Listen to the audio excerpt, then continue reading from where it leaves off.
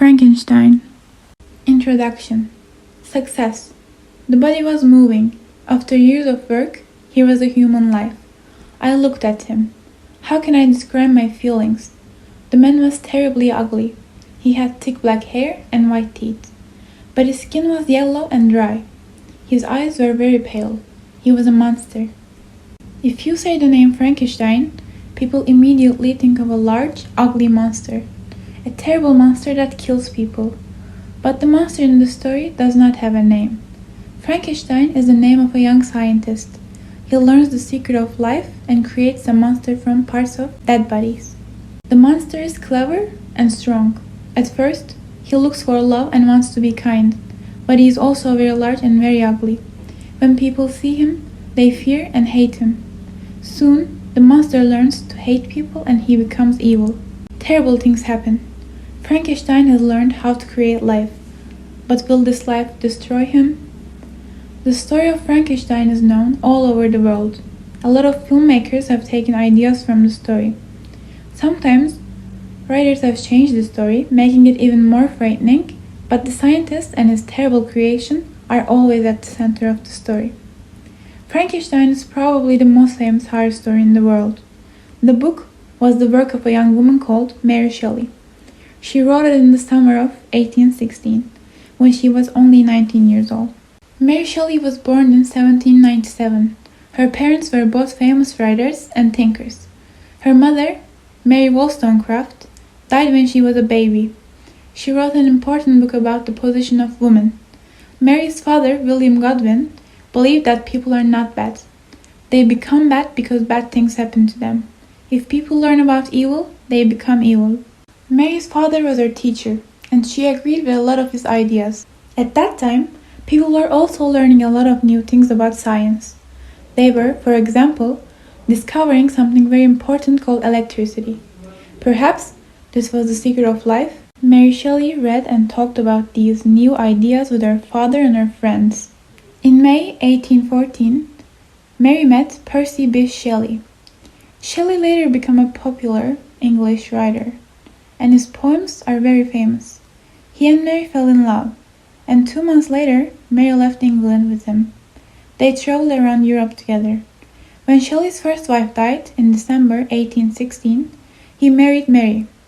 Mary and Shelley spent the summer of 1816 in Switzerland at Lake Geneva. They were very happy there. Another friend of theirs, Byron, was also staying at a house near the lake. It was a very wet summer. They could not go out for walks or go sailing on the lake. So to amuse themselves, the friends told stories. Frightening stories were very popular at that time. Late one night, Byron suggested a game. Who could write the most interesting horror story? Mary's story was the best, and it became famous later as the book Frankenstein. The book was a big success for the young writer. People were very surprised that it was written by a young woman. When Mary Shelley wrote her book, she was living in Switzerland. She described the beautiful mountains and the glacier, the sea of ice in her story. These places are now very popular for holidays, but when she was in Switzerland, there were no trains or buses. It was not easy to travel through the mountains. It was slow and uncomfortable, and the roads were very steep. Mary Shelley learned a lot from her father's ideas and from all the books that she read. She put these ideas into her story. She wanted to show that the monster was good at first. He became evil because people were stupid and unkind. The story also shows that scientific work can be very, very dangerous. The first letter. My dear sister Margaret, I'm writing to you from my ship. We have traveled a long way, and we are now in the far north. It has been a difficult and dangerous journey, but we are safe. There is ice all around the ship and it is very cold.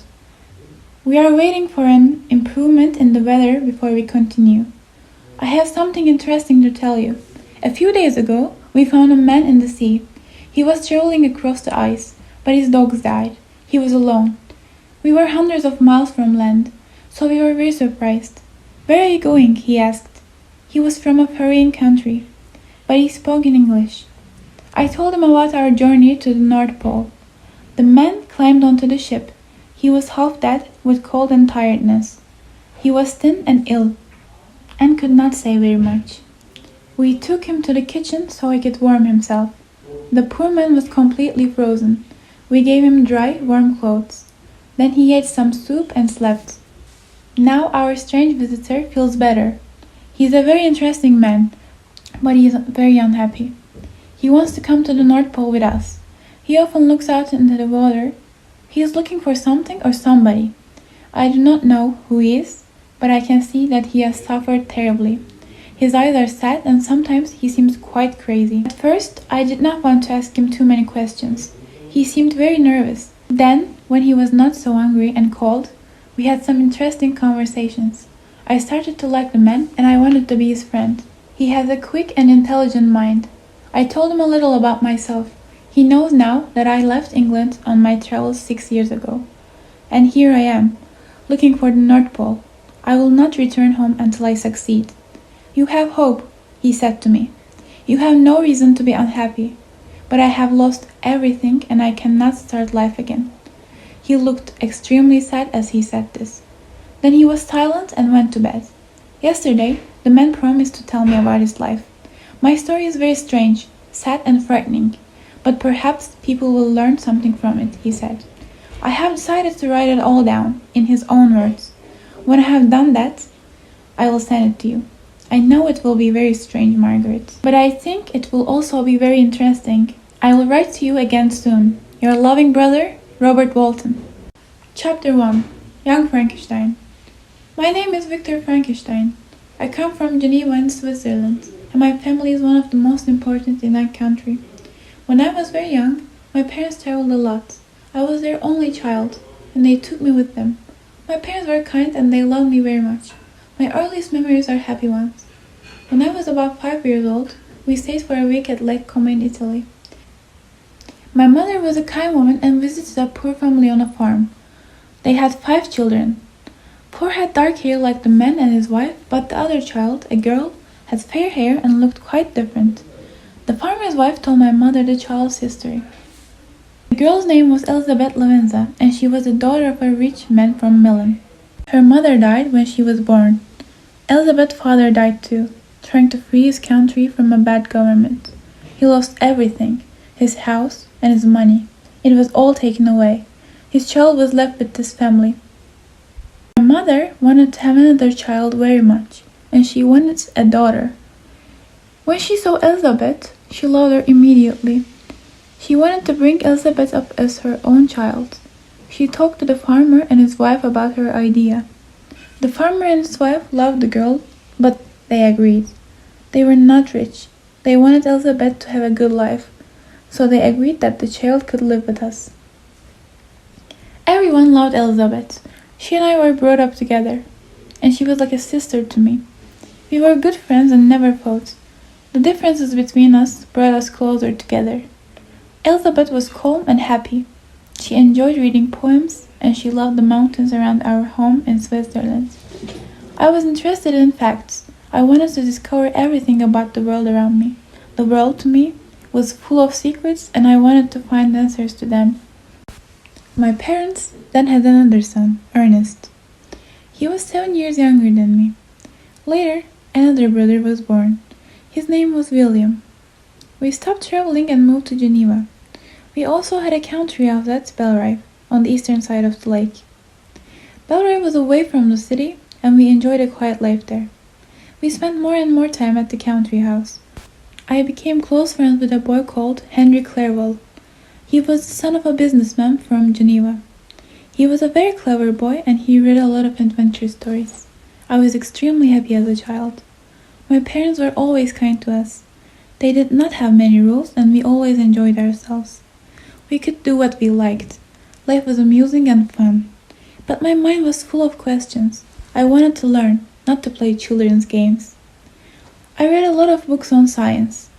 The most interesting subject to me was chemistry. I was interested in the secrets of the sky and the earth, of the natural world. My friend Henry was interested in history, adventures and dreams. Elizabeth loved us and had a very kind heart. Her goodness shone like a light in our calm, pleasant home. Her smile, soft voice, and beautiful eyes brought happiness to our lives. One day, when I was about 15 years old, we saw a terrible storm at our house in Belrive. It came from behind the mountains. I stayed and watched it with excitement. As I stood by the door, I suddenly saw a stream of fire pour from an old and beautiful tree. It was about 60 feet from our house. When the lightning disappeared, only the bottom of the tree was left. The tree was completely destroyed. After that, I never forgot the power of the lightning. I was very interested in electricity and in the power of that exists in all natural things. I wanted to learn more about different kinds of science. So I started to study these subjects with even more excitement than before. At that time, perhaps an idea began to form in my mind, but that idea brought only misery to my later years. When I reached the age of 17, my parents decided to send me to the University of Ingolstadt. But before I left, a terrible thing happened. It was the first of many terrible things that happened in my life. Elizabeth became very ill and her life was in danger. My mother did not want to leave Elizabeth's bedside. She looked after her day and night. After 3 days, Elizabeth got better, but then my mother quickly became very ill too. We soon realized that she was dying. As she lay in bed, close to death, she took my hand and Elizabeth's hand. "Children," she said, "I am putting all my hopes in the two of you. I want you to marry. I believe that your marriage will bring you future happiness. It will make your father happy too. Elizabeth, my love, I want you to take my place. Look after my younger children. I am sorry that I am leaving you all. It is so hard. But I must hope that I will meet you in another world." Without my mother, the house was empty and cold. Elizabeth was very sad, but she helped me and the rest of my family. We tried to forget about that. We had to live for the future. Elizabeth was sweet and kind to us, and I loved her very much. The day came when I had to leave for Ingolstadt. Henry Clerval spent the last evening with us. He could not come to university with me because his father wanted his son to work with him. It was difficult for me to leave my best friend.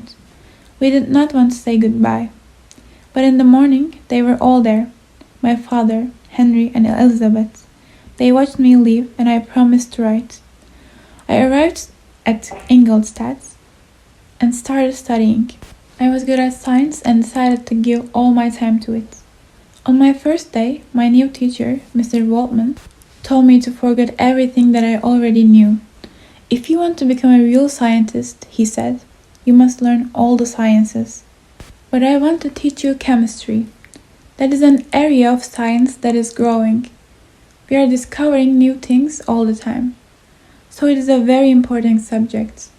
I listened carefully to Mr. Waltman. He took me to his laboratory and showed me his experiments. I was very excited by everything that I saw. Mr. Waltman gave me a list of new books to read. At the end of the day, I was tired but happy. I will always remember that day because it decided my future. Chapter 2. Frankenstein Creates Life. I became a good student. From the first day, chemistry was my favorite subject. Mr. Waltman was an excellent teacher, and I met the other scientists at the university.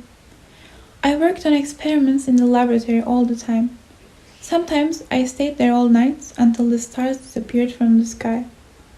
In the mornings, I was tired but happy. I went to my lessons, read a lot of books, and understood more and more. For 2 years, I worked hard and did not visit Geneva. I wanted to discover where life came from. I wanted to experiment with science as much as possible. I wanted to create life, but first, I had to understand that. I studied the human body. I also studied dead bodies.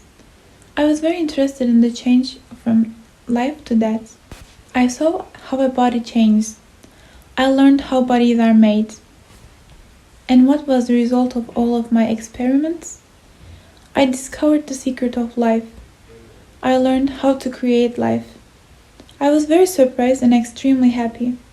At first, I did not know what to do with my new powers. I could create life, but life needs to be inside a body. So I went to hospitals and looked at more dead bodies. I took parts of human bodies back to my laboratory. After a few months, I began to create a human form. It was difficult work.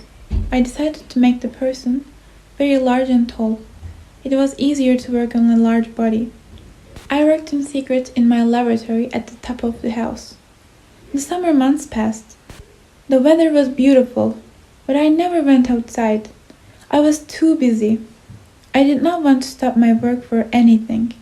I forgot about my friends and my family. I did not write to them. I knew that my father and Elizabeth and Henry worried about me. I received letters, but I did not answer them.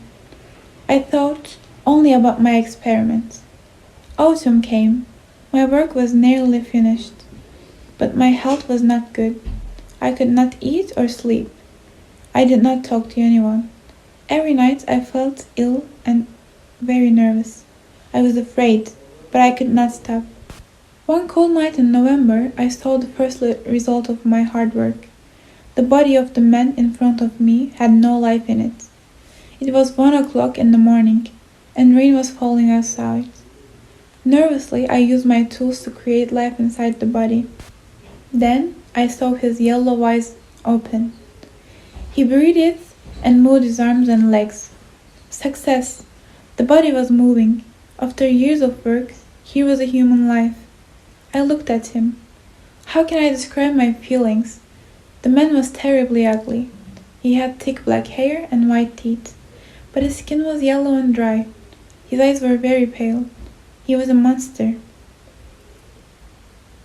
After nearly 2 years of this experiment, I looked at the ugly monster, and misery and fear filled my heart. My dream disappeared. I ran out of the laboratory and went to my bedroom. I threw myself onto the bed and tried to forget about the monster. But when I fell asleep, I had wild dreams. I thought I saw Elizabeth. She was walking in Ingolstadt. When I kissed her, her mouth became cold. It was like a kiss of death. I woke up, shaking with fear. The yellow light of the moon was shining through the window, and the monster was standing next to my bed. He looked at me. His mouth opened and he made some sounds, but I could not listen. The monster touched my arm, but I escaped from him. I ran downstairs, out of the house, and stayed away until early morning. Then, slowly, I went inside and listened for every sound.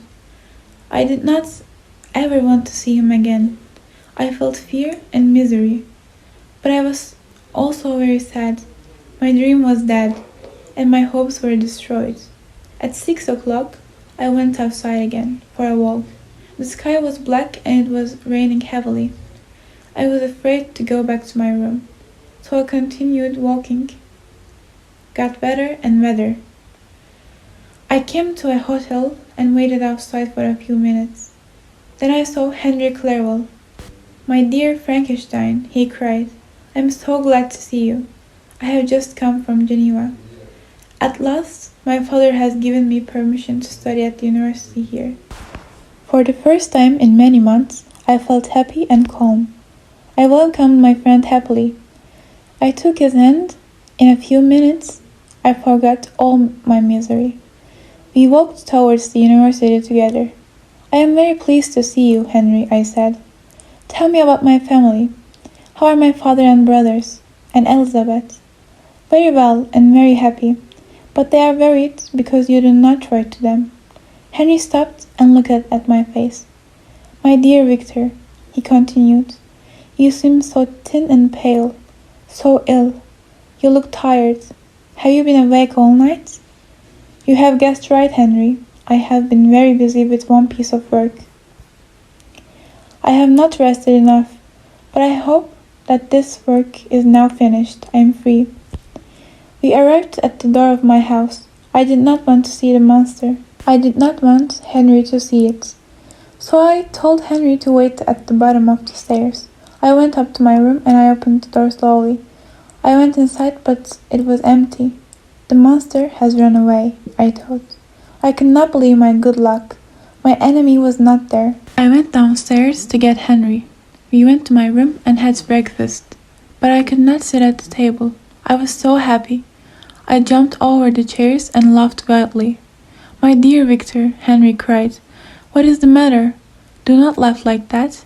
You are ill. How did this happen? Do not ask me, I cried. Then I thought I saw the monster in the room. I put my hands in front of my eyes. Oh, save me, I shouted, and fell on the floor. This was the beginning of a long, nervous illness. For many months, Henry was my only nurse. He did not tell my family about my illness.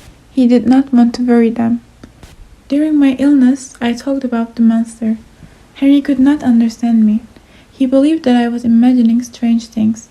But I returned to the same subject again and again. He realized that it was not a dream. There was a terrible reason for my illness. Slowly, Henry brought me back to good health and I became calm again. One day, when I looked out of the window, I noticed new leaves on the trees. It was spring. I felt much better. Dear Clerval, I said, how can I thank you? You have been so kind to me. You came here to go to university, but you have been a nurse all winter. I'm very sorry. It does not matter, Victor, he replied. You do not need to thank me. I will be happy if you are well. That is enough for me. But promise me one thing. Please write a letter to your father and to Elizabeth. You have been silent for a long time, and they are very worried about you. They do not really understand how ill you have been. Of course I will, I replied. They are the most important people in my life. They are always in my thoughts. Then maybe you are well enough to read this. Henry gave me a letter. It arrived a few days ago. It was from Elizabeth, and it was a very kind, friendly letter. She told me about my father and my brothers. She asked me to write back. I was very happy to read her letter, and I wrote back immediately. 2 weeks later, I was able to leave my room, and I returned to the university. But I did not want to study science now. I took everything out of my laboratory. When I saw my chemistry equipment, I felt very nervous again. I hated chemistry. Henry did not like science. He wanted to study foreign languages. I was very happy to study with him, and I enjoyed my new classes. I did not want to leave Henry alone in a place he did not know very well. So we spent the summer together happily, and I decided to turn to Geneva at the end of the autumn. I was ready to go home. Winter arrived, and there was a lot of snow. The roads were terrible. It was impossible to travel, and I had to wait until the spring. The month of May arrived. I waited for a letter from my father before I decided on a date for my return. While we waited, Henry and I went on a holiday. We walked in the countryside around Ingolstadt. It was very beautiful and we enjoyed ourselves. Henry was an excellent friend to travel with. My health was much better now. The blue sky and lovely green fields made me strong. When we arrived back at the university, we both felt calm and happy. Chapter 3. William is dead. A letter from my father was waiting for me. He had terrible news. My sweet young brother William was dead. Last Thursday, we all went for a walk to Plainpalais, wrote my father. The evening was warm and calm. William and Ernest were playing a game. Suddenly, we noticed that William was lost. We searched for him everywhere. Then we returned to the house, but he was not there. I found my dear son later, but he was dead. He was murdered. William had a small picture of your mother in his pocket, and this picture was stolen. Was this the reason for the murder? Oh, Victor, we are all so sad. Please come home to Geneva. Elizabeth spends all day crying. Only you can help her. Henry watched me as I read. My happiness turned to misery. I threw the letter on the table and covered my face with my hands. Frankenstein, cried Henry. My dear friend, what has happened? While Henry read the letter, I walked up and down the room. I must go to Geneva immediately, I told Henry. My eyes were full of tears. Come with me to order the horses. I traveled to Geneva alone, and my journey was very sad and lonely. So many thoughts came into my mind. I have not been to Geneva for 6 years, I said to myself, and a lot of things have changed. I felt afraid, but I did not know why. The road ran by the side of Lake Geneva. I looked up the mountains. I loved the view, but I felt so unhappy. As I crossed the lake in a boat, a storm began. I watched the lightning on the top of the mountains. Then the weather got worse. I walked home through the heavy rain. It was beautiful but frightening. Dear sweet little brother William, I thought, is this storm for you? Suddenly I stopped there. Was someone behind the tree? No, I thought, it cannot be. Yes, it was the monster. I saw him clearly when lightning lit up the sky. I knew that it was him. It was the terrible, ugly monster that I created in Ingolstadt. Why was he here? Then a thought came into my mind. Was he the murderer of my little brother? I knew immediately that he was. I looked again for the monster. I saw him climbing the mountain. Then he disappeared in the grey rock. Oh, why did I create that terrible monster? I thought about my experiments. I remembered another rainy night, 2 years ago. The night that I gave him life. My own creation has murdered my brother, I thought. Nobody can imagine my misery. I could not tell my father the true story. I could not tell anyone. I arrived home early in the morning. They have found the murderer, Victor, said my brother Ernest. How did they do that? I cried. Nobody can follow him. It is impossible. Ernest did not understand what I was saying. The police have arrested Justin Moritz. She murdered William. I looked at Ernest. Justin was a sweet girl who helped Elizabeth. She worked hard and looked after William. Elizabeth was very kind to her, and everybody loved her. When my mother was dying, Justin was her nurse. Nobody can believe that, I cried. It is wrong. We found the picture of mother in her pocket. She stole it from William. That proves it, doesn't it? We were soon joined by Elizabeth. She was 6 years older too, and she was more beautiful now. She welcomed me warmly, but her eyes were full of sadness. I do not believe that Justin is guilty. She is not a criminal, said Elizabeth. I hope that we can prove it, I replied. That trial was the next day, and we defended Justin. But I could not say who the real criminal was. We tried to prove that Justin was not guilty. Justin did not know why the picture was in her pocket. She could not explain it. The judge did not believe her. The court decided that she was guilty. The punishment was death. I felt very unhappy. I was responsible for the deaths of 2 people. My little brother William and kind, sweet Justin. I was responsible for my family's pain and misery. My father and brother and Elizabeth were all suffering, and I could not help them. I could not make them all happy again. And I had a terrible feeling. There will be more tears, I thought. The monster will return. Chapter 4. Frankenstein finds the monster. After the trial, we went back to Belrive. I liked staying there. I loved the lake.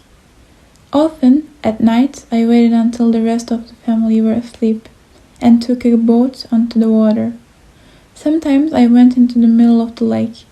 It was quiet and calm, and I could sit in the boat with my thoughts. My family were still crying for William. Justin was dead, and the true murderer was free. But I could not tell Elizabeth my thoughts. I was the real criminal. I was in a state of completely misery. I knew that I was responsible.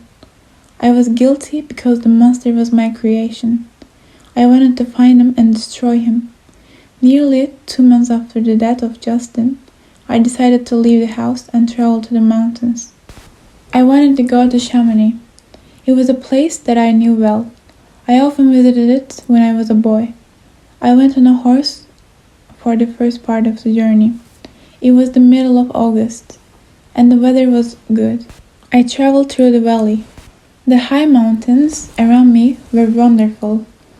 I loved their mystery, and the power of nature made me less afraid.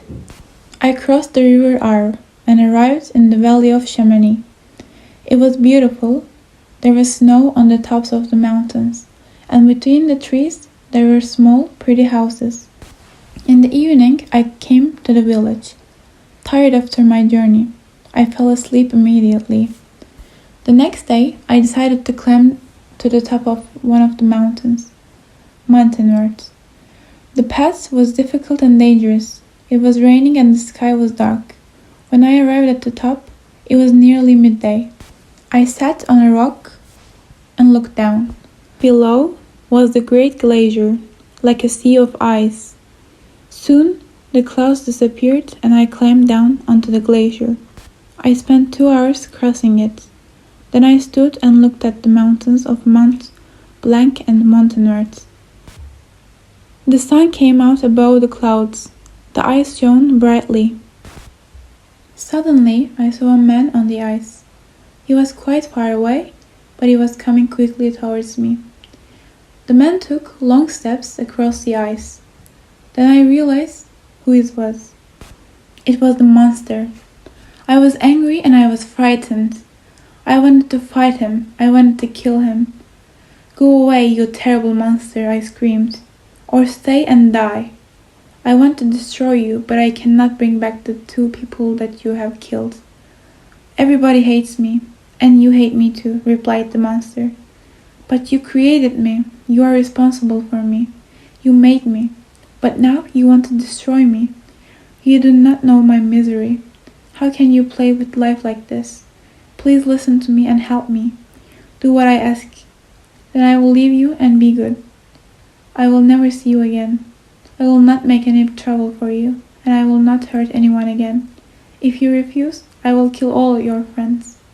You cannot understand how I feel," continued the monster. "The dark sky is much kinder to me than people are. The mountains and cold ice are my only home. You say that I'm a murderer, but you want to murder me. Believe me, Frankenstein, at first I was kind and good, but people were unkind to me. The law says that a person can defend himself, even if he is guilty. Please listen to my story, then you can judge me." Chapter 5. The Monster's Story. When I heard the monster's words, I felt kinder towards him. Yes, I created him. I was responsible for his happiness or unhappiness.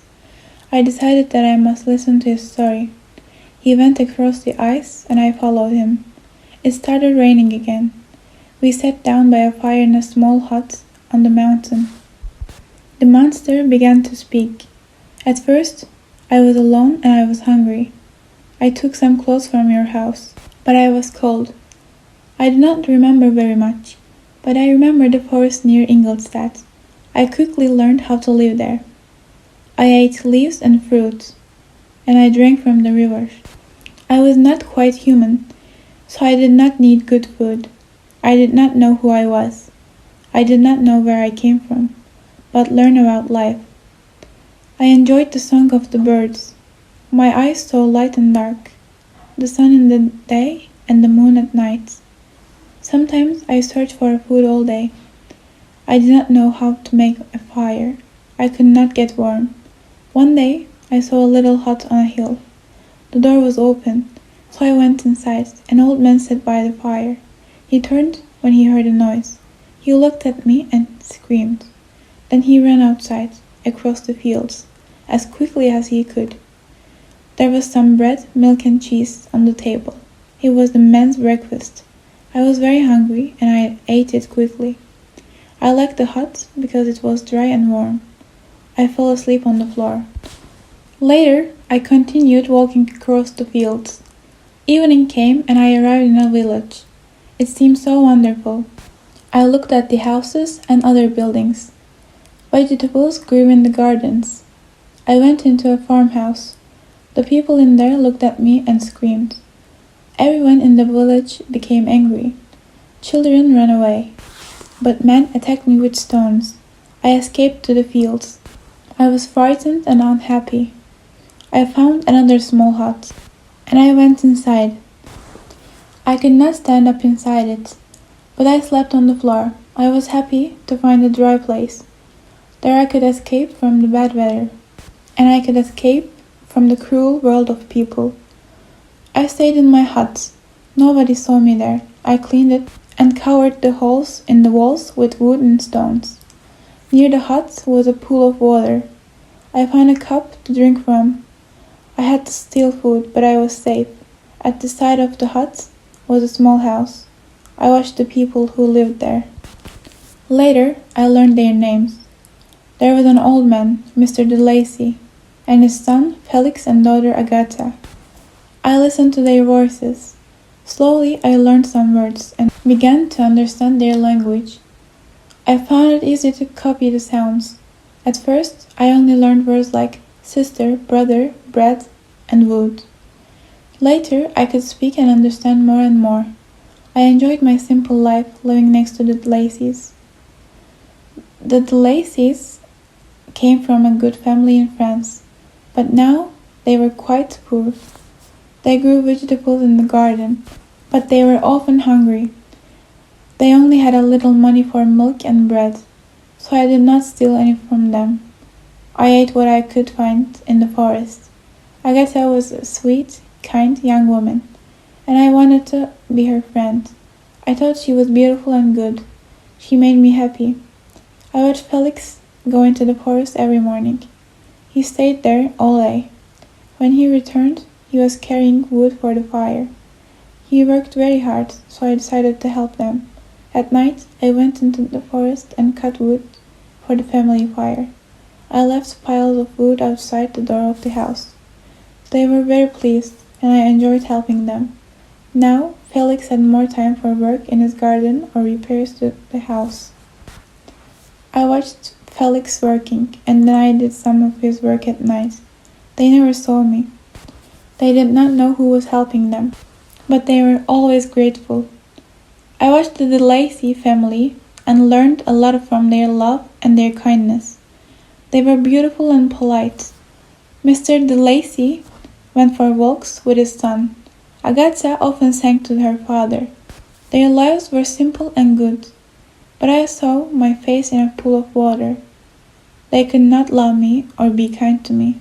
I was an ugly monster. When the family went out, I went into the house. I looked at their books and slowly I learned to read. You gave me intelligence. From their books I learned about the world. I learned about different countries, about history and science. More than anything, I wanted friends and I wanted love. But I frightened people. They thought I was cruel. They thought that I wanted to hurt them. One day I tried to talk to old Mr. de Lacy. His eyes were very bad, and he could not see anything. He will talk to me, I thought. He cannot see me, so he will not judge me. I waited until Agatha and Felix were out of the house. I knocked at the door. "Who is there?" said the old man. "Excuse me," I replied. "I am a tired traveler. Please can I sit near your fire for a few minutes?" "Come in," said Mr. de Lacy. "You can sit here with me and rest." "I am alone," I told Mr. de Lacy. "I have no friends. I need help, but I am afraid to ask people for it. When I meet people, they send me away. They see me as a terrible monster. But I am not a criminal." "I believe you," said the old man. "I can only judge your words. But how can I help you?" There was a noise at the entrance to the house. Felix and Agatha were coming home. It was time to speak. "Oh, please, save me and protect me," I cried. "I have no family or friends, only you. I know you are kind and good. I need you." "But who are you?" cried Mr. de Lacy. The door opened. Felix and Agatha saw me and their father together. I cannot describe their faces. They thought that I was attacking Mr. de Lacy. When they looked at me, they started screaming. Agatha fell to the ground in fear. Felix pulled me away from his father. He picked up a stick and hit me very hard. I was in pain and very unhappy. Quickly, I escaped and went back to my hut. Chapter 6. The Monster Wants a Wife. Oh, why am I alive? I cried to myself. I hated the person who created me. I did not want to kill myself. I was angry with the world of people, and I wanted revenge. When night came, I went into the forest. I did not try to hide now. I screamed and cried loudly, like a wild animal. I ran through the trees and destroyed things. It was a terrible night. The stars shone in the sky, but the trees had no leaves, and it was cold and lonely. Everyone in the world was sleeping or happy, but I was not. I was unwanted, hated, or feared by everyone. Soon I became tired. I lay on the ground and cried. There was not one kind person in the world. Everyone was my enemy. I hated all humans. More than anything, I hated my creator. It was time for war. The sun came up and I heard some men's voices. I knew that I could not go back to my hut, so I hid myself in some trees. I spent the day thinking, what shall I do? Where shall I go? I felt calmer in the warm sun and clean air. I fell asleep, but I had bad dreams. When I woke up, it was night. I was hungry. I found some food to eat. Then I went back to my little hut and stayed there quietly. Morning came, but the family were not there. The inside of the house was dark and silent. Soon Felix came along the path with 2 other men. It is impossible, he said. We cannot live here now. My father's life is in danger. My sister will never forget what we saw. We must leave this place. He went inside for a few minutes. Then he left. I never saw anyone from the Lacey family again. I stayed in my hut for the rest of the day. I was sad and angry, and I wanted revenge. My friends, the Lacey's, were gone. Now I had nothing. I did not belong to the world. I started thinking about that. I remembered my friends, kind faces, and felt calmer. Then my anger came back. I was alone and I could not take revenge on them. So I decided to destroy the house. I waited until nighttime. There was a strong wind, and the clouds disappeared from the sky. I lit a dry piece of wood and danced angrily around the house. Then I pushed the burning wood into the wall. The house burned quickly. I watched the orange and yellow fire destroy the Lacey's home. Then I ran, far away as possible. I decided to find you, Frankenstein. You created me. You were responsible for me. When I left your laboratory, I took a piece of paper with me. It had your name on it. I knew the names of towns from the Lacey's conversations and from their books. I discovered that you were in Geneva, so I went after you. I had to follow the sun, because I had no map. I felt only hate towards you, but I wanted you to help me. You gave me a heart with feelings, and then you sent me into the cruel world. You also made me an ugly monster that humans hated and feared. It was late in the autumn when I left. There was no sun. Rain and snow fell around me. The rivers were frozen, and the earth was hard and cold. I only traveled at night. I did not want to meet anyone. I suffered a lot. My heart grew cold and hard. I thought only of revenge. After a long time, I arrived in Geneva. It was spring, and the world was green again. In the evening, I found a hiding place in some fields. I felt terrible because I was so hungry and tired. I was falling asleep when a noise woke me. It was the sound of a child who ran into my field. Suddenly, I had an idea. This child was young. He did not have fear or hate in his heart. I will take him and talk to him, I thought. He will not hate me because I am ugly. I will make him my friend. then I will not be so lonely in this world. So I pulled the boy towards me. When he looked at me, he screamed in fear. "Child," I said, "I will not hurt you. Listen to me." "Stop!" the boy cried. "You're a monster. You want to eat me. Stop, or I will tell my father." "Boy, you will never see your father again. You must come with me." "Ugly monster, go away. My father is Mr. Frankenstein. He will punish you." "Frankenstein? So you belong to my enemy. Now I can have my revenge." The child fought me and tried to escape, but I put my hands around his neck. In a few minutes he was dead. I looked at the body that lay on the ground. My hands left black marks on his neck. My heart felt happy and proud. "Frankenstein will know suffering too now," I said to myself. Then I noticed a small picture in the child's pocket. I looked at it. It was a beautiful woman. This made me angrier. A beautiful woman could never love me.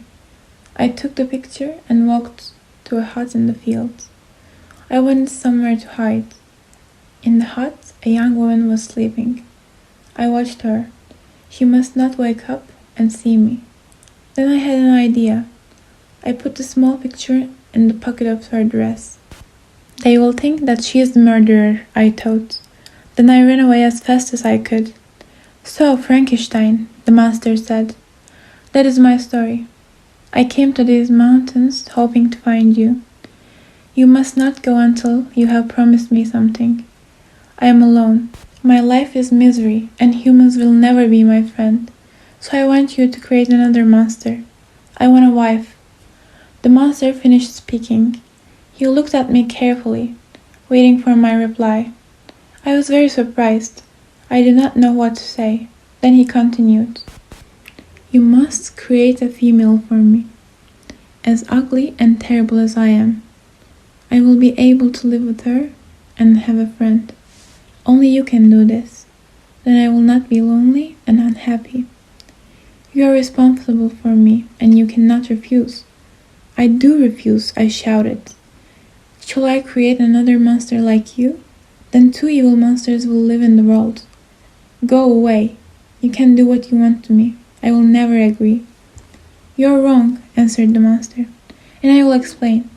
I am bad because I am unhappy. I am hated by everyone. There is no reason for me to like humans. They do not like me. If I cannot have love, I will create fear. I will take revenge on my enemy, you, Frankenstein." The monster looked very angry when he spoke. "But if you agree, I promise to leave you alone. We will go far away and live in the forests of South America. I do not eat the same food as humans. I do not kill animals for food. I only eat leaves and fruit. My wife will be the same as me. We will sleep on a bed of dry leaves.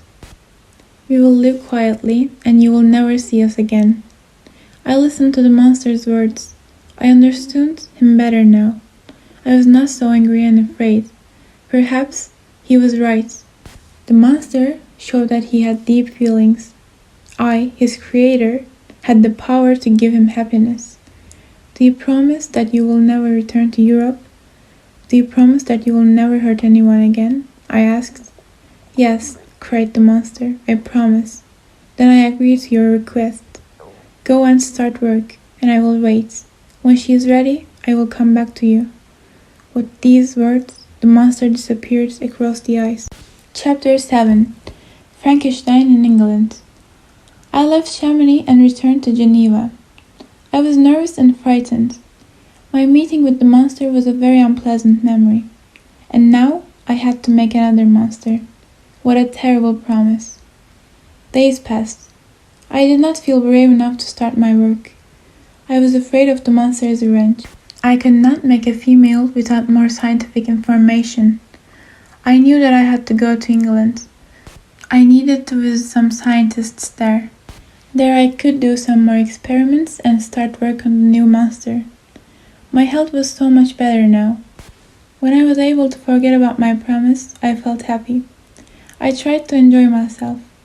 I went out on the lake in my boat. The sun and fresh air calmed me. My father noticed that I was happier. One day he spoke to me about an important subject. My dear son, I have always hoped that you and Elizabeth will marry. You have been friends since you were children. You studied together. You like the same things. I believe that you will be happy together. Do you love her only as a sister? Or do you hope that she will be your wife? Tell me, Victor. Have you given your heart to another woman? My dear father, I replied, I love my cousin very much. She is the loveliest and most interesting woman that I have ever known. I want to marry her. The marriage will bring future happiness for all of us. My father was pleased. I am very glad to hear you say this, Victor. When you marry, this will become a happy home again. You are young and have enough money. Do you want to marry now, or do you have any other plans? I listened to my father in silence. I waited before I answered him. I could not marry Elizabeth yet. The thought filled me with horror and misery. I had to keep a terrible promise. I had to make the female monster. Then the two monsters could go away together. Elizabeth and I had to wait for our happiness. I also had to travel. I wanted to learn from the work of the English scientists, and I did not want to create the monster in my father's house. So I told him that I wanted to travel and study for a few months. When I returned, I wanted to marry Elizabeth. My father thought that traveling was a good idea. My health was better, but I needed a holiday. So he did not refuse my requests. He and Elizabeth suggested that Henry join me. I agreed to start my journey with my friend.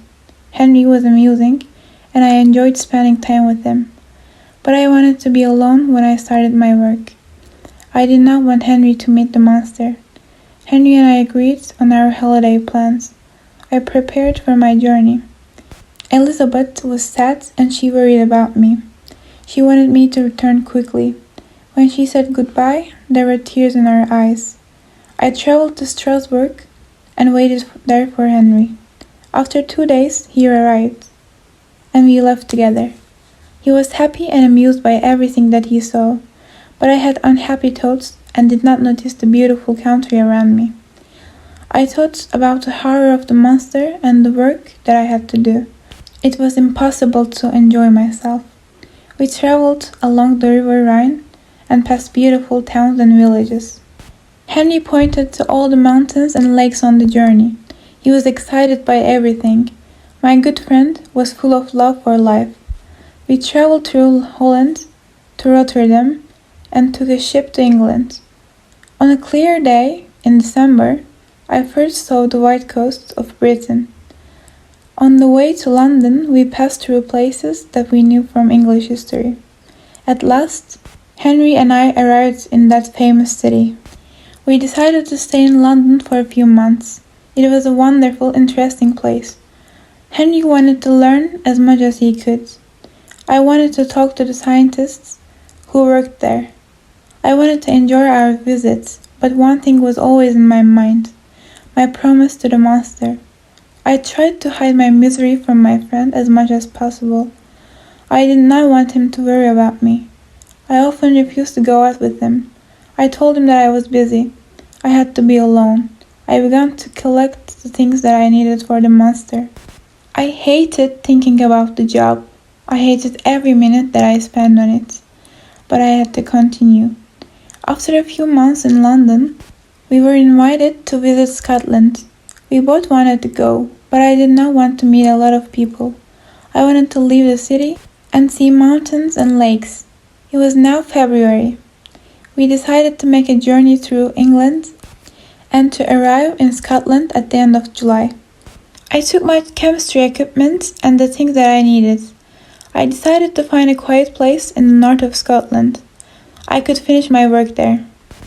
We left London in March and visited Windsor and Oxford. I enjoyed these famous old cities. I remembered my own past with sadness. When I was young, I was never unhappy. Everything interested me. Now, I was like a tree that was hit by lightning. I was very different now. After some time, we moved north. We visited the Lake District in the north of England.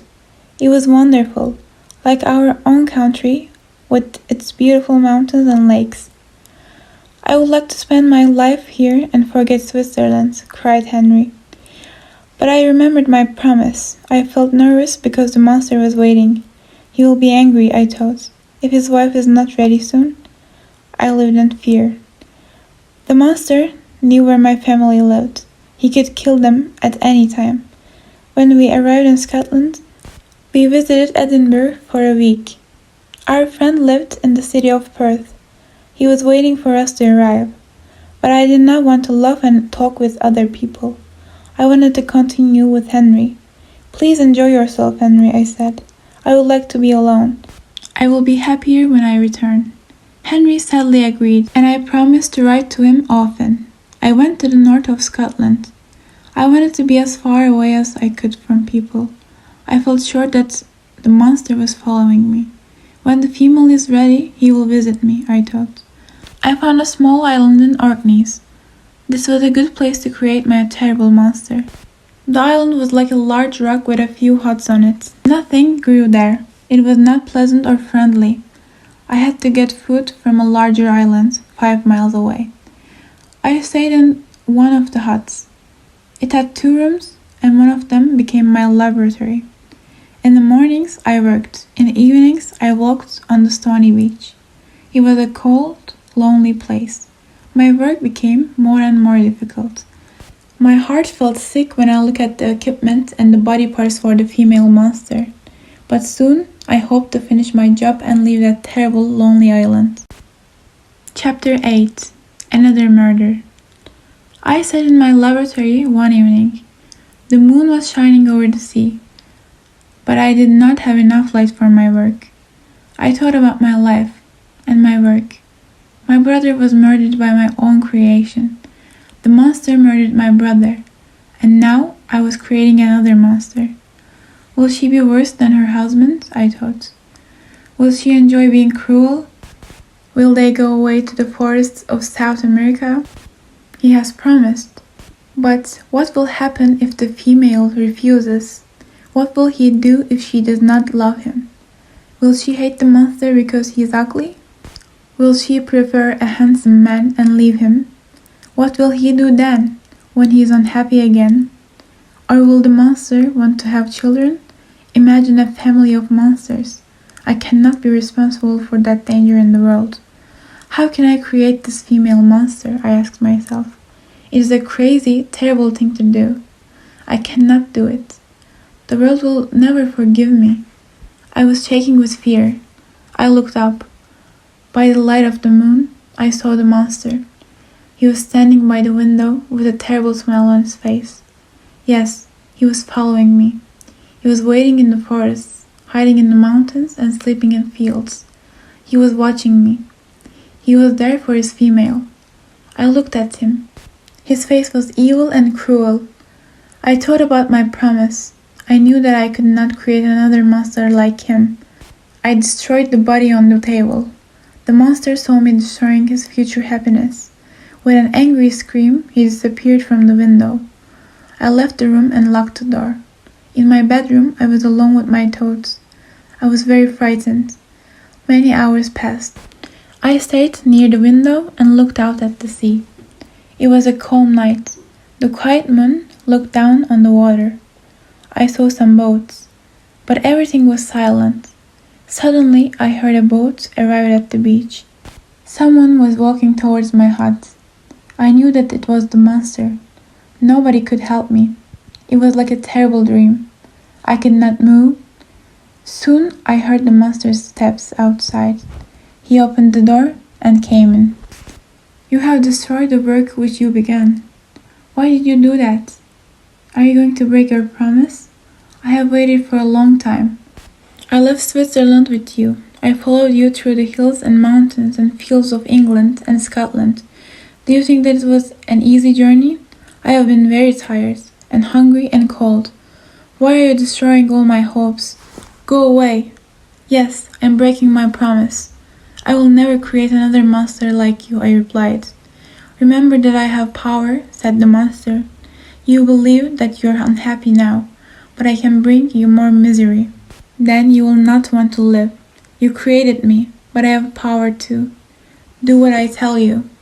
You have power, but I will not do something that I know is wrong. If you do not have a wife, you cannot do bad things together. Should I make another monster like you? A monster who enjoys death and misery? The monster looked at me angrily. Every man has a wife. Every animal has a female. Why do I have to be alone? Be careful, Frankenstein. You will never be happy again. I will have my revenge.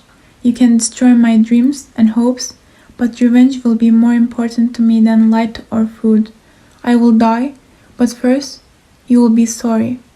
Remember, I have no fear, and so I have power. I will watch you. You will be sorry. Stop, I cried. You cannot change my mind. I will leave. But remember this. I will be with you on your wedding night. Everything was silent again, but I heard the monster's words in my head. I was very angry. I wanted to throw him into the ocean and kill him. I walked up and down my room. Why did I not follow him? I should fight him until one of us is dead, I thought. But he was not on the island now. I was afraid of his revenge. Who will he murder next? I asked myself. I remembered his words. I will be with you on your wedding night. I imagined the monster's plan. He is going to kill me on my wedding night, I thought. Then he will have his revenge. I was not afraid to die, but I thought of my dear Elizabeth. I thought of her crying sadly after my death. Tears poured from my eyes. I knew that I must be strong. I will not let my enemy destroy me. Not without a fight, I decided. The night passed, and the sun came up. I felt calmer. I left the house and walked on the beach. The sea was like a wall between me and the rest of the world. It protected me. I wanted to stay on that rock forever. I told myself, if I go back to the world, the monster will kill me, or he will kill the people that I love. But I was his creator, and I had to do something. I sat on the beach all day. Then a boat arrived and brought me some letters. Some were from Geneva, and one was from Henry, asking me to join him again in Perth. He was bored and wanted to see me. Then we could travel south to London together. I decided to leave in 2 days. First, I had to go back to my laboratory and put all my equipment away. This was not a pleasant job. I had to touch all the tools that I now hated. So the next day I opened the door. I cleaned and put away the chemistry equipment. The half-finished monster lay in pieces on the floor. I did not want the local people to discover the body. So I put the pieces into a bag with a lot of stones. I decided to throw the bag into the sea. At 3 o'clock in the morning, I got in a boat and sailed a few miles out. It was very dark and I threw my bag into the water. Nobody saw me. I enjoyed sailing on the water. I decided not to return immediately. I lay in the bottom of the boat and soon fell asleep. I did not know how long I was asleep, but the sun was high in the sky when I woke up.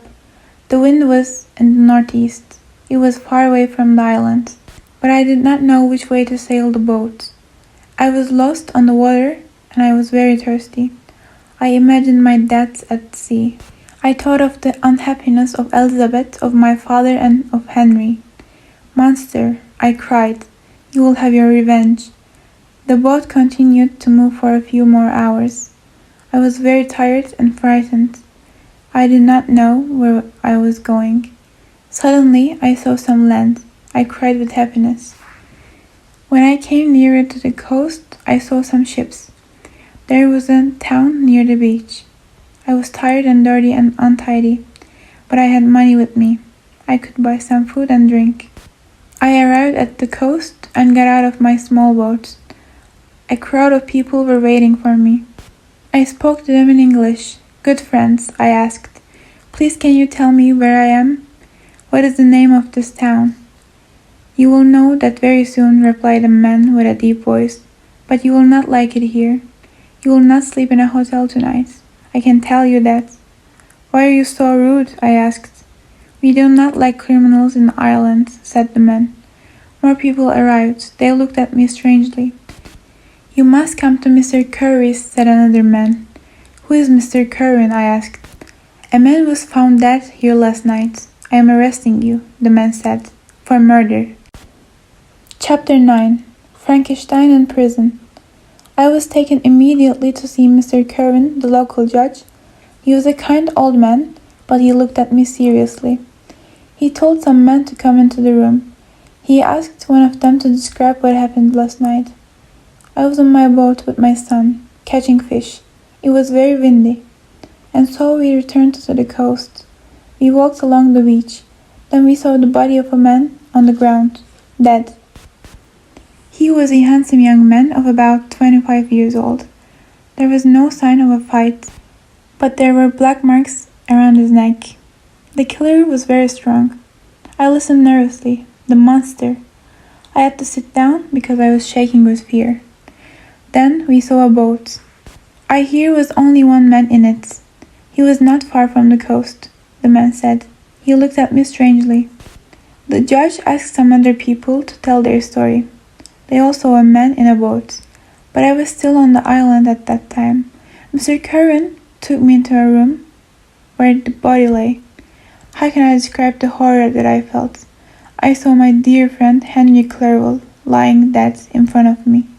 I threw myself on the body and cried, "Has my terrible work killed you too, my dearest Henry? I have already destroyed 2 people, but you, Henry, my friend." 2 men carried me out of the room. I screamed and cried and became very ill. For 2 months I lay in bed, near to death.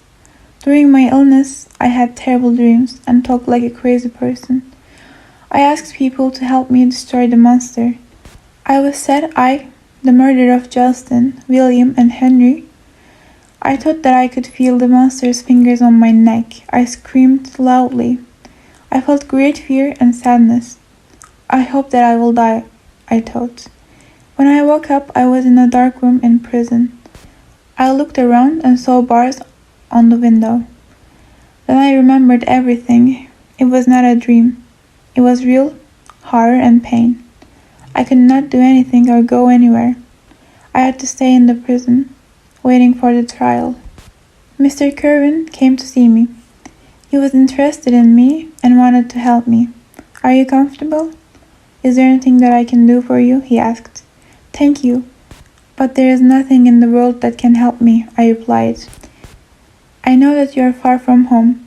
You arrived in this country and were arrested for murder. I was there when you saw the body of your friend. I believe that you are not guilty." "It does not matter to me," I replied sadly. "That will not be unwelcome. When you became ill, I looked at your papers. I found some letters. One was from your father. I wrote to him, and he has come to visit you." A few minutes later, my father came into the room.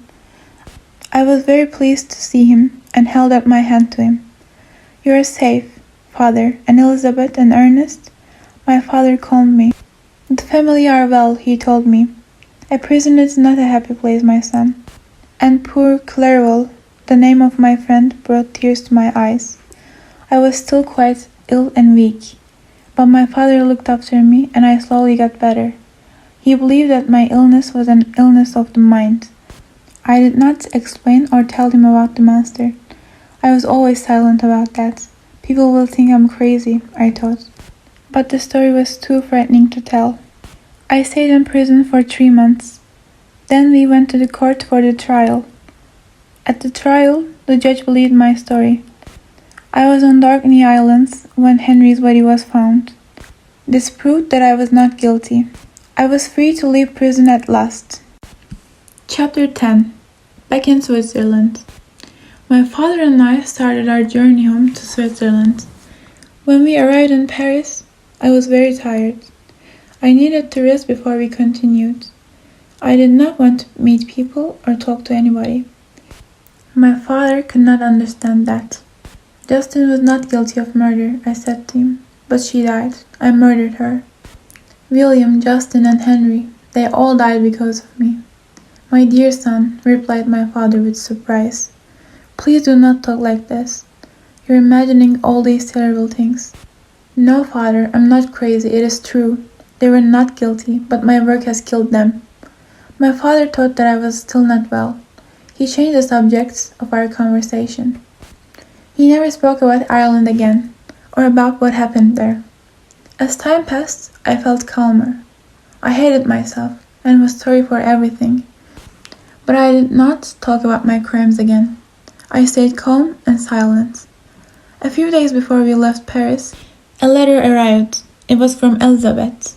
My dear friend, I was very pleased to receive a letter from my uncle from Paris. You are not very far away now. I hope to see you in less than 2 weeks. My poor cousin, you have suffered so much. I have been very worried about you, but I hope that you are completely well now. I do not want you to worry about anything, but I want to ask you a question. Since we were children, your parents have wanted us to marry. We have always been good friends, but perhaps this is enough for you. Tell me, dearest Victor, do you love another woman? You have traveled a lot and spent a long time at Ingolstadt. When I saw you last year, you looked very unhappy. You wanted to be alone. I guess that you didn't want to marry me. Are you sorry about the promise that you made to your mother? And are you worried about your father's unhappiness if the marriage does not happen? Victor, I must tell you that I love you. In my dreams of the future, you are my husband. But I do not only want my happiness. I want your happiness too. I cannot marry you if it will make you unhappy.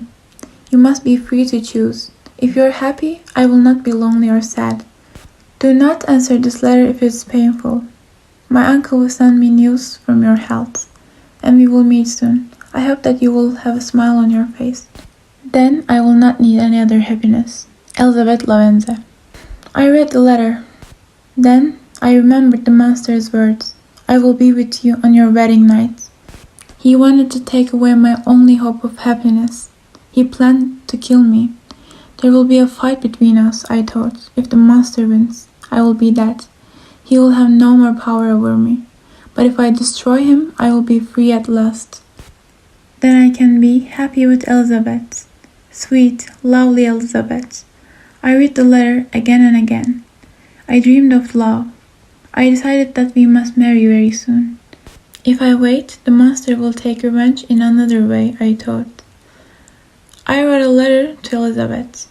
Do not be afraid, I wrote. I love only you. I promise that I will try to bring you happiness. But I have a terrible secret that I must tell you. When you hear it, you will look at me in horror. I will tell you my story of misery the day after our marriage. Because, my sweet cousin, there must be no secrets between us. But until then, I will say nothing more about this subject. We returned to Geneva a week later. Elizabeth welcomed me, but there were tears in her eyes. I was not the same person. I was thin after my long illness. She was different too. She was thinner, and her face was not as bright and happy as before. But she was warm and kind. I needed her calmness and sweetness. My father spoke to me about the wedding. Do you love another woman? He asked. No, only Elizabeth. Let's decide on a date for the wedding. I promised that, in life or in death, I will give myself to her. When I thought about the monster, I felt terrible. There were days when I did not speak to anybody. I was angry and crazy. Elizabeth was the only person who could help me. Her quiet voice calmed me, but the monster's words were in my ears. I will be with you on your wedding night. Chapter 11. Elizabeth. Everyone prepared for the wedding. We all tried to be happy. Relatives and friends came to visit us. I laughed and smiled. We planned to have a quiet holiday after the wedding. My father thought that I was happy, but Elizabeth knew that something was wrong. I had a secret to tell her, but also I was preparing for my own death. I looked around for the monster everywhere I went. I carried a gun with me, but I felt safer and calmer as the day of our marriage came closer. Elizabeth seemed shy and quiet on the wedding day. My father did not think that this was strange. She was just a young woman who was getting married, but I could see that she was worried. Perhaps she knew that danger was near. After the wedding, there was a large party. Then Elizabeth and I said goodbye to everyone and began our holiday. It was a lovely day. Everyone smiled as we left. We started our journey by water. We planned to stay the night at a hotel and continue our journey the next day. That was the last happy day of my life. The sun was hot, and we enjoyed the beautiful country. The wonderful mountains were high above us, at the side of the lake. I took Elizabeth's hand. You are sad, my love. You do not know what I have suffered. But let's enjoy this beautiful day together and not be sad. Be happy, dear Victor, replied Elizabeth. Do not worry, my heart is not sad. Something tells me that I must not be too happy, but I will not listen to that terrible voice. Look at the pretty clouds above Mont Blanc. Look at the fish in the clear water of the lake. It is a wonderful day. Look, everything in the world is happy today. We watched the sun go down over the lake. There was a light, warm wind over the water. It moved softly through the trees, and we could smell different flowers. But when we arrived at the side of the lake, my fears about the monster returned. It was 8 o'clock when the boat arrived. We walked for a short time near the lake. It was getting dark, and the mountains were black against the sky. We enjoyed the dying light, and then went to the hotel. The wind was stronger now, and the moon was in the sky. The water on the lake became rougher. Suddenly it started to rain. There was a bad storm. As night came, 1,000 fears came into my mind. I was nervous. I looked around me for the monster. I knew that he was there somewhere. He was waiting to kill me. I jumped every time I heard a sound. But I decided to fight my enemy. I could not run away from him. I must fight until one of us is dead, I said to myself. Elizabeth watched me. What is it, my dear Victor? She asked. What are you afraid of? Everything will be safe. After tonight, I replied. But tonight will be terrible. I watched and waited like this for an hour. Then I realized that it was very unpleasant for Elizabeth. I suggested that she went to bed. I did not want to join her yet.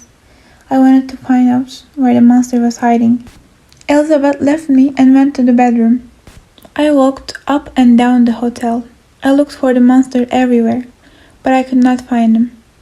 Suddenly, I heard a loud scream. It came from Elizabeth's room. Then, of course, I understood the monster's plan. A second later, the scream was repeated. Oh, why did I not die then and there? Why did I live to tell this horror story? Elizabeth was lying across the bed, dead. Her head hung down and her hair covered her face.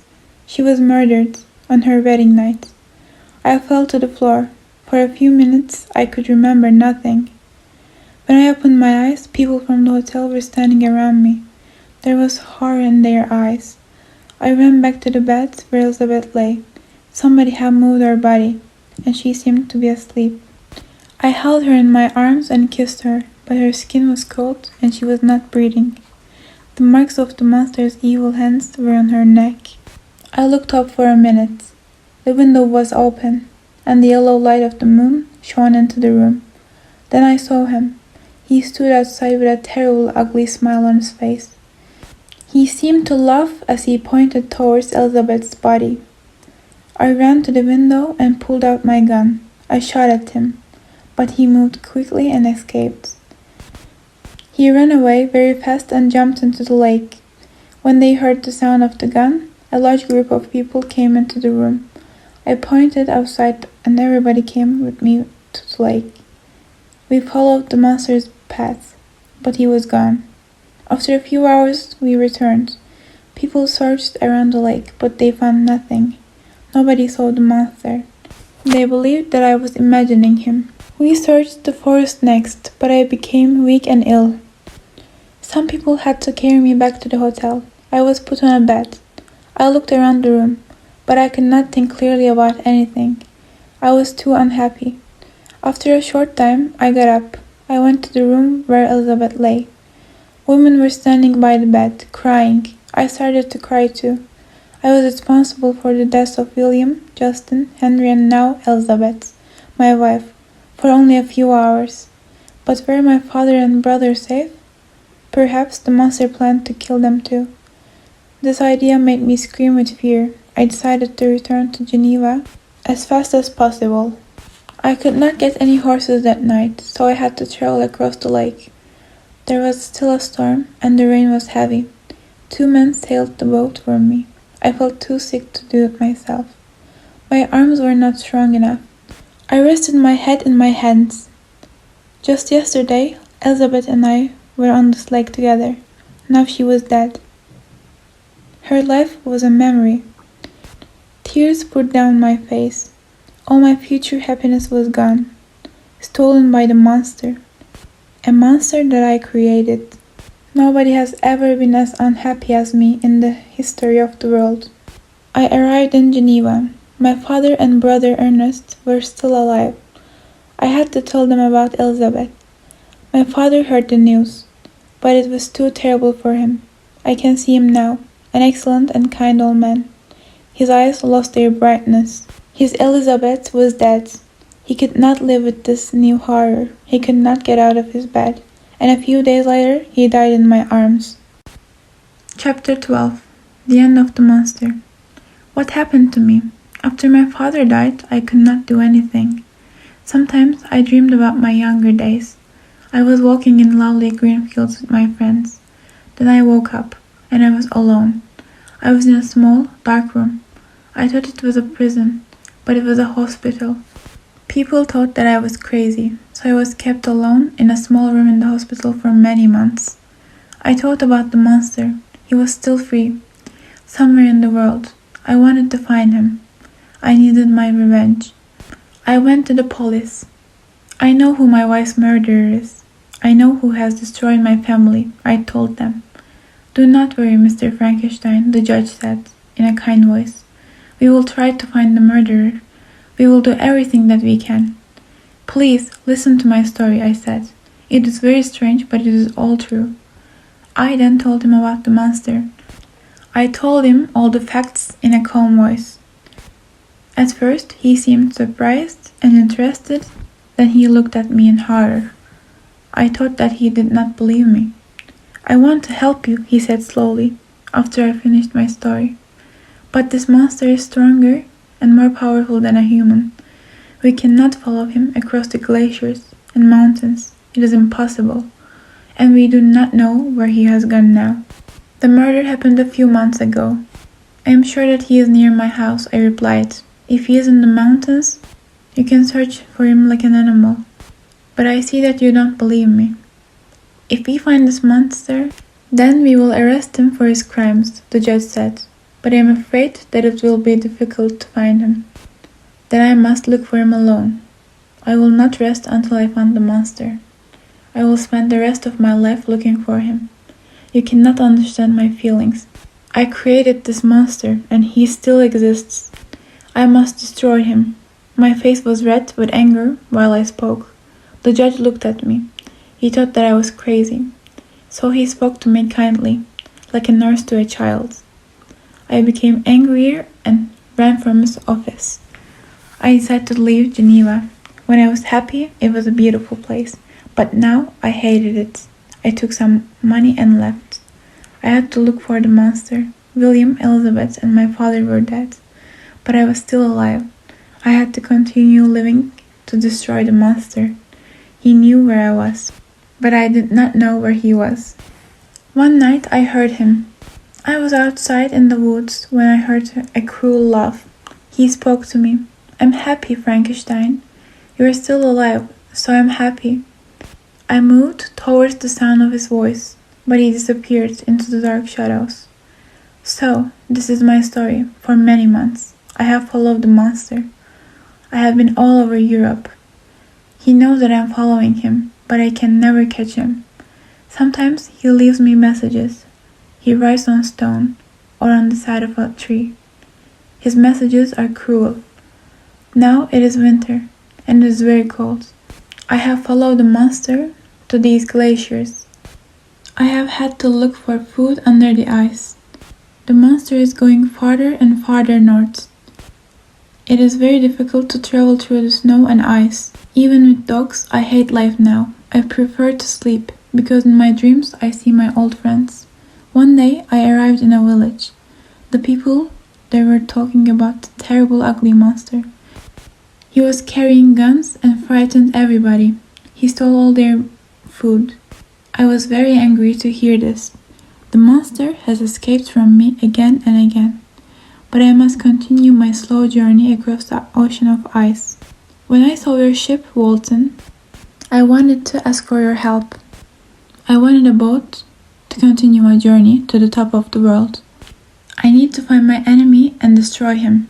But I'm tired and weak. I'm dying and I cannot continue. That will be welcome, but the monster is still alive. If I die, Walton, will you look for him? I want revenge. He will come here after I'm dead. Will you promise to destroy the evil monster?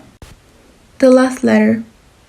My dear sister Margaret, you have probably finished reading my friend's terrible story now. It is the saddest, strangest, and most frightening story that I have ever heard.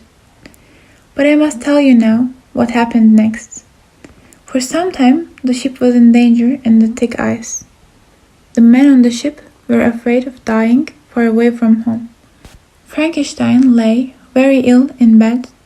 My men want me to return, I told him. I cannot take them into more danger. I must return to England. I had a dream, and I do not want to fail.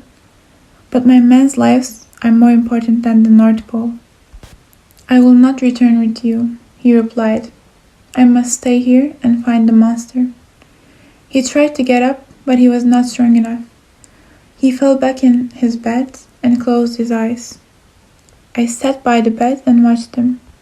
I thought that he was sleeping. After a few hours, he opened his eyes and spoke to me in a quiet, weak voice. I'm going to die, Walton, he said. I want revenge and I want to see the end of the monster. The monster was cruel and evil. He destroyed my brother, my best friend, and my wife. I'm afraid that he will kill more people. But I cannot ask you to stay here, in the cold ice, and look for him. Goodbye, Walton. Do not try to find the secret of life. I failed.